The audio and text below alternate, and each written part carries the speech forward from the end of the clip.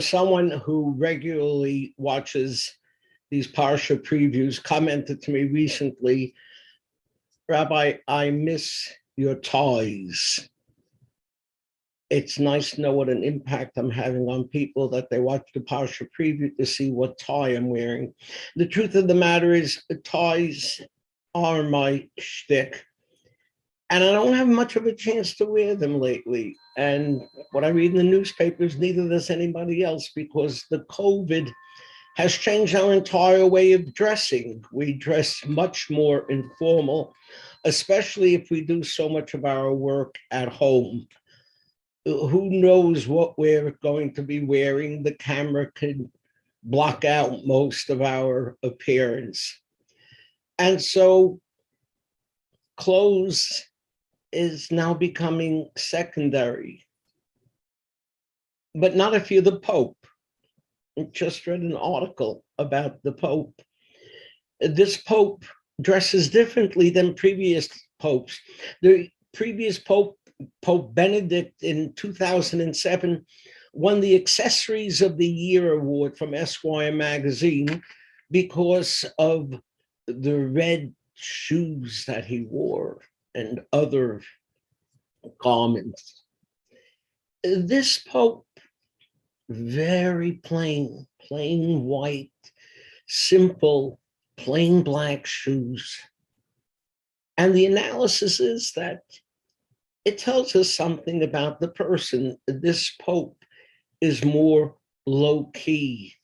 This Pope is more a man of the people. And so this would mean that clothes tell us something about the man. What does Judaism say about this? Judaism says a lot about it in this week's Torah portion.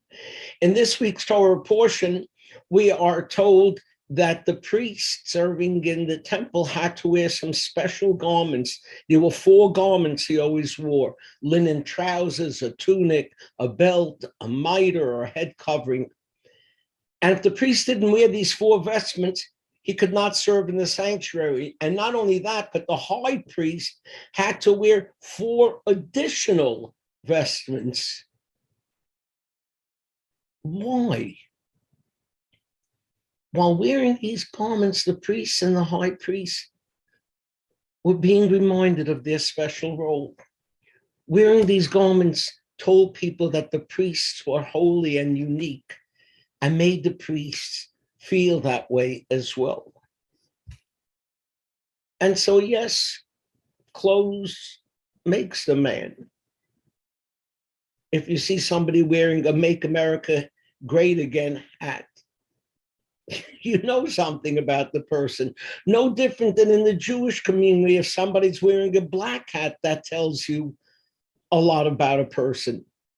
No different than in our community, if someone is wearing a knitted yarmulke, the skull cap is more connected with the modern Orthodox Jews here in the United States and in Israel. In fact, when I was growing up, when I turned 18, to celebrate my birthday, my girlfriend knitted for me, crocheted for me 18 yarmulkes, matching every shirt, jacket, and sweater that I owned. I don't have to tell you what an effort went into that gift and how much it meant to me. In fact, this act of devotion on her part inspired me that I vowed to do something to help me never forget her. And so I went and married her best friend. But clothes make the man and the woman as well. If a woman is wearing a suit, slacks, short skirt, long skirt, colorful, it tells us something. And maybe all of us at home who are dressing a little schlumpier should take this to heart.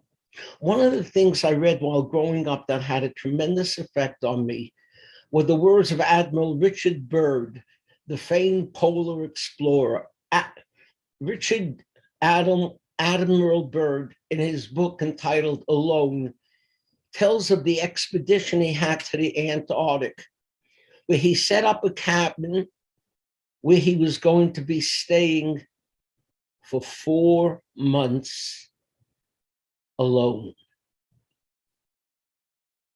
He writes, and at first he became indifferent. He wanted to know or think of no one, just to be alone.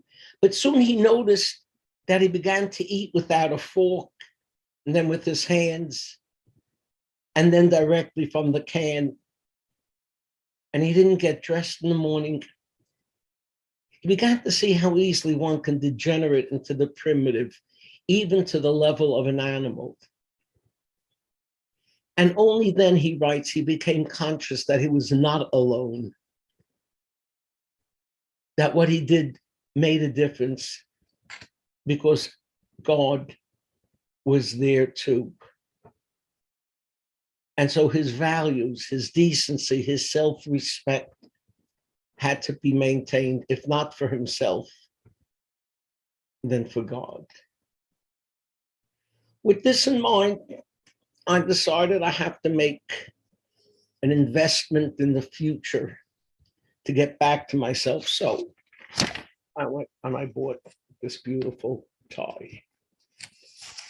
And I think all of you can go out and buy something nice to start wearing. You should know that when the Kohen Gadol, the high priest, performed the temple service on Yom Kippur, first he offered a sacrifice on behalf of his family. And he wore white linen garments when he did that. But after that, the Torah tells us he had to put away these garments. What does it mean that he had to put them away? Rashi says this teaches us that he could never use those garments again on the next Yom Kippur. Every Yom Kippur, he had to get 4 brand new garments which to offer a sacrifice to God. Why? Explains one commentator. God wanted to make sure that each year when the high priest offered his sacrifice, he wouldn't feel, here we go again, same old, same old.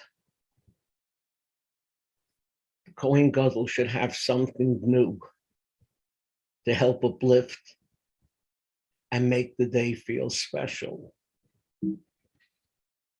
I got something new, and I'm not finished. And I hope you can make every day special, not only by how you act, but also by the sense of decency you exhibit by what you wear. Shabbat Shalom.